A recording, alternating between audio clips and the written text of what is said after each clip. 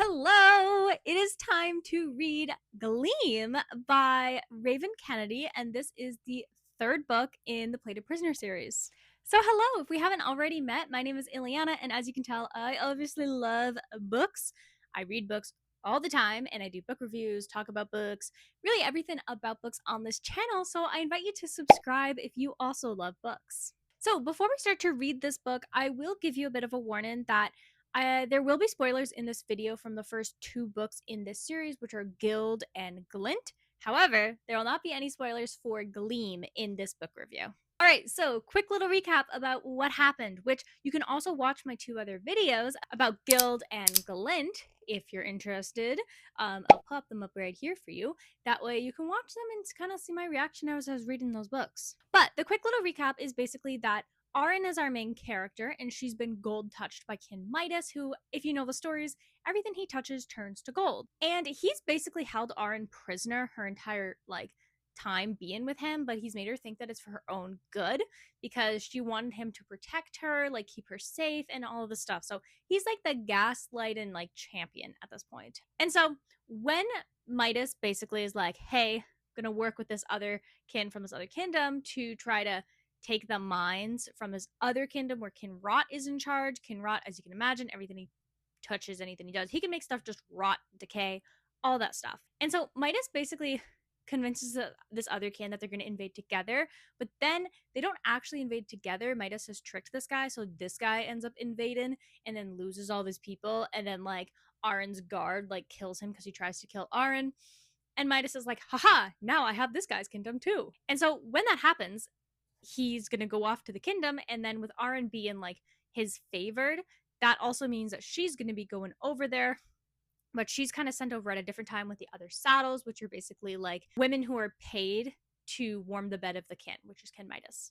However, unfortunately for Arin and the rest of the saddles, Queen Melinda, who does not like Arin, doesn't like Midas, really just feels like everything has been taken from her, ends up telling these snow pirates where they can find her. And so they find her, they find the saddles, they basically take her and they put her on the ship, and they are not good people at all. And the scenes that happen to Rissa is just so gross and hard to read. But then Arin surprises Rissa and, the readers, of course, because when she touches the guy who is hurting Rissa, he turns to gold. And it's like, wait, what? Wait, Arin, how can you do that? And so then this commander Rip, who's part of King Rot's crew, basically comes on and kind of saves them, but in a way also doesn't, because he's the enemy kingdom who's marching toward Midas. So now he kidnaps Arin and the guards and the saddles as well. So now they're in enemy hands, but just different enemy hands. And that's basically how the first book ends. So now for the second book, it really just shows Arin as she's no longer in a cage, and Commander Rip is basically gives her free reign. She doesn't feel like a prisoner, even though she's a prisoner. He hates Midas. She's like, how could you ever hate Midas? But throughout the entire book, as she gets to know the people who had kidnapped her, gets to learn more about Midas, and really allow herself to think, which is something that you see her just try not to do in the first book. She's like, oh my goodness, Midas kind of, Midas would never hurt me. And you see her just be constantly conflicted as somebody who's finally now out of her prison, and she's proven to herself, hey, you know what? I never needed the prison to begin with. And of course, Ken Rip is just so nice and is just so helpful, and he just cares about her, and she doesn't realize it, and she's like, what's going on? What? I stepped on something. And so now the kind of situation, as she's finally being returned to Midas, she's like, you know what? I've grown so much. She made new friends. She finally admitted to herself and to others that she's Fae. She's not hiding her ribbons anymore, which are the 24 kind of arms, I guess you could say, but they're ribbons that are attached to her that she can now use to fight and use, instead of feeling like she has to hide them, because Midas always told her she had to hide them. And oh boy, when she gets reunited with Midas, I am seething, because this man sucks so much. Because she goes to she sees him, she goes to hug him, and he's like, ugh, don't touch me, you're covered in dirt and all this stuff. And then he tries to throw her in the cage, and she's like, don't put me in the cage, I don't need it anymore, Midas, please listen to me. And Midas is like, no, you don't understand, you need the cage, he literally throws her in the cage, and I'm like, I hate this man so much. And now she's like, oh my goodness, especially because he's like, I don't need your love, Auron. I just need your power, because Auron obviously is the one with the gold touch, and Midas has just been pretending this entire time. And then of course the plot twist I think we all saw coming is that Commander Rip is also Kinrot, and so kind of ends like that with that reveal to Auron. She's like, huh? But also she doesn't trust Midas anymore. Thank goodness. I'm so excited for her to just rid the world of Midas. So, okay, recap over. So, from my understanding, Gleam is going to take place probably immediately after the reveal of Commander Rip slash Kinrot.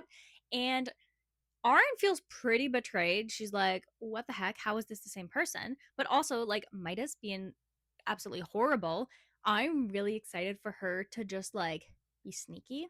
Because we had the first book where she was in the cage. We had the second book where she was out of the cage.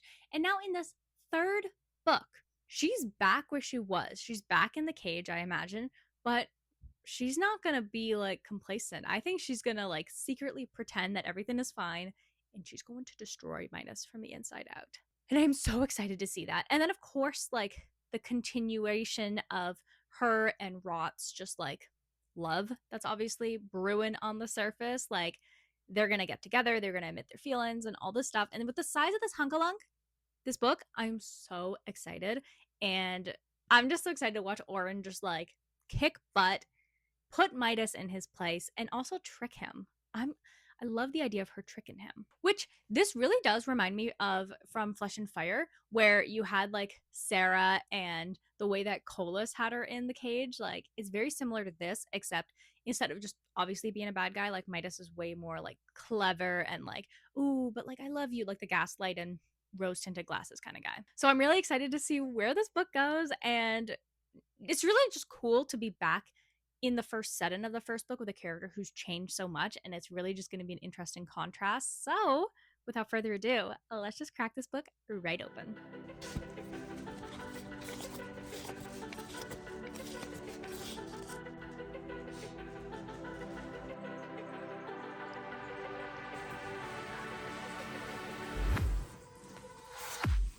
I was a ghost, I was alone. 두어진 계속해. Given the throne, I didn't know. So, I'm definitely more than 100 pages into Gleam, and here are my thoughts so far. I'm obsessed. I'm so obsessed with this book. Okay, we are getting so many different POVs. We got Midas's POV, which I was literally saying in my Glint review that, like, we need more Midas POVs because he sucks. We get Melena's POV, like Queen Melena's POV again, which is awesome. That was what I loved about the second book. Of course, we get Auron's POV, and then I'm hoping that we're gonna get Rip's POV soon as well, because, like, imagine, you're imagining, I'm imagining, it's gonna be amazing.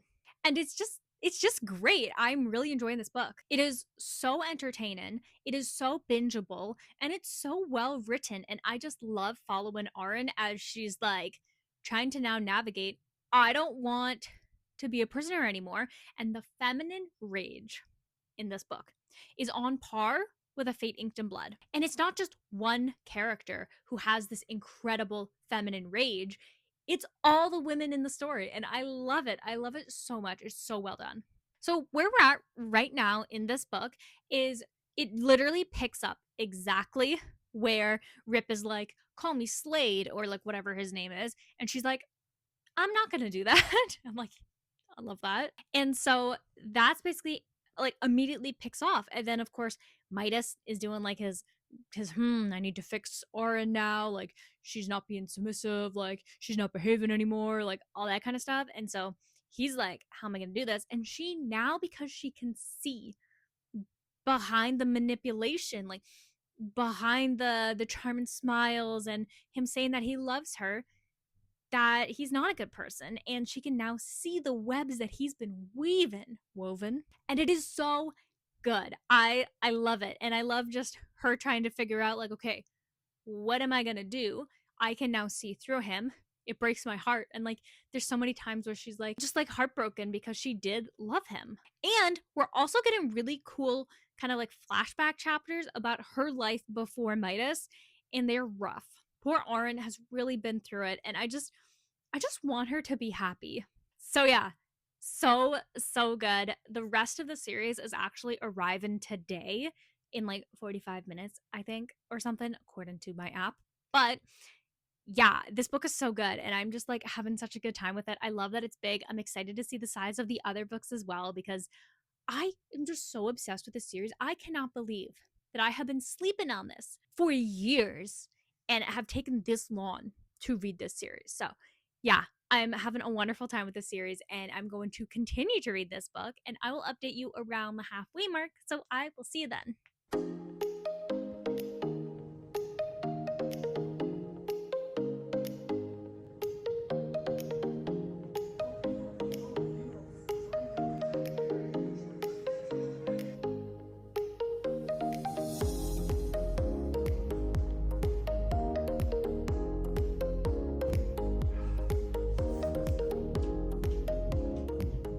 Okay, so listen, I am definitely more than halfway through Gleam. I cannot put this book down. I am so obsessed. And like the slow burn between Slade and Aaron. I got some real good scenes. Like, oh my goodness. This book has no moments where I'm like, ugh, can we get out of here already?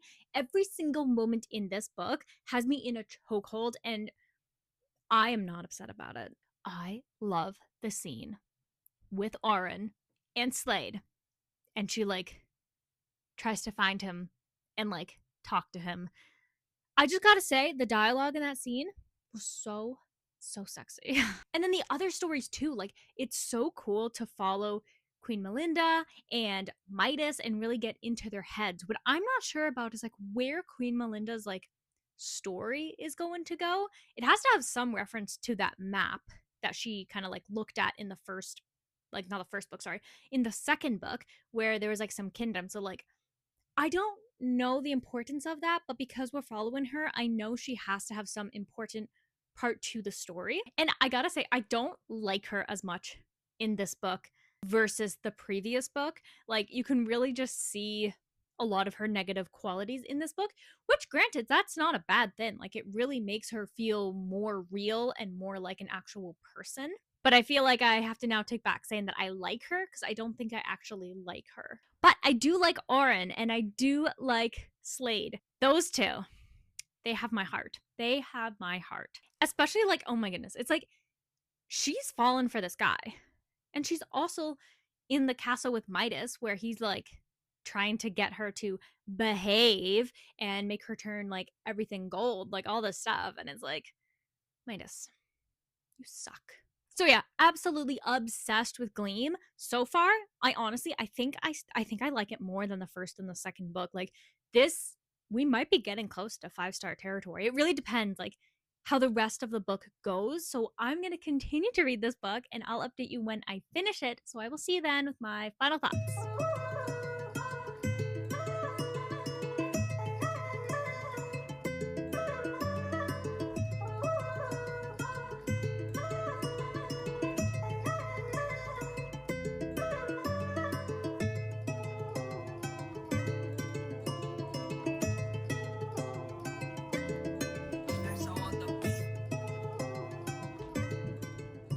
Holy cow.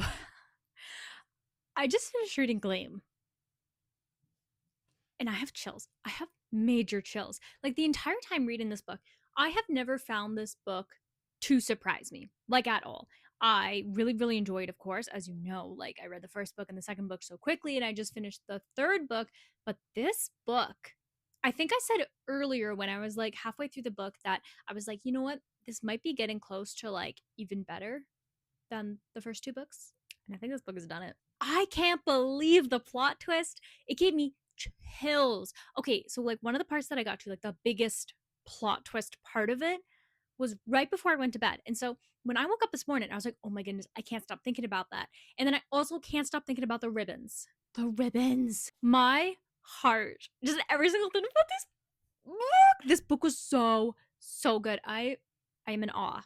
I cannot believe just how this series continues to just go up and up and up and up and up. Like, this is blowing my mind. And the way that this book ended, I had goosebumps. Like, I actually had goosebumps. I'm not even kidding. I had real life goosebumps. And I don't know where the rest of the series is going to go. This is halfway through the series because there's 6 books in it. So I'm like, what could the rest of the series be like if, like, the way that it ended definitely leaves room for, like, so much more to explore, but it also makes me wonder, like, what direction is the story going to go in? And I know that wherever it goes, I am going to follow because I can't believe how long I've taken to read this series. Like, I knew it was supposed to be good, but, like, holy cow, it's really good. And listen, this book is like 800 pages. I read it in like 2.5 days. And that's just how good it is. The pacing of this book is so good. The way that it jumps between different characters, you're like, oh, this is interesting. This is also interesting. This is also interesting. Also, ew, Midas sucks. And then the way that the powers are explored, and like the way that Auron is trying to figure out like who and what she wants to be, and then like her complicated relationship with Midas and with Slade and like all these other characters. And every single part of this book has a reason to it. Every single thing connects together. There's no point where you're like, why is this happening? What is the point? That didn't do anything for the story. The story did not move forward. No, the story was constantly moving forward. And it was just amazing. Like, wow. If for whatever reason you did not like the first or the second book, you should reevaluate because this third book is incredible and I need to figure out how to get more space on my shelf. Because today we're going to be awarding Gleam a total of 5 stars. And what's extra exciting about this is the first 5-star book of 2026. Woohoo! Which means that we are going to be adding Gleam to the I'm Talking Waffles book bingo. So let's add it in. We are going to add it in this section here for a book you gave 5 stars to. Yay! Oh, I'm so excited. I love filling up this bingo board. How is your bingo board going? Let me know in the comments. So yeah, phenomenal book. It did not feel like a big book. It was a perfect installment to the series. It was so action-packed. It had some real good spice in it and just some amazing, just like feminine rage moments that gave me chills. I am having such a great time with this series. This is such a great time. So I think it'll be no surprise that the next book I'm reading is Glow, which is the 4th book in the Plated Prisoner series, which is very exciting. So this is, of course, what I'll be reading next. So if you're interested in watching me read the rest of the Plated Prisoner series or any book that happens to be on my never-ending TBR, definitely go ahead and subscribe if you haven't already. And with that, I'm going to wish you warm wishes and fish kisses, and I'll see you in the next video. Bye!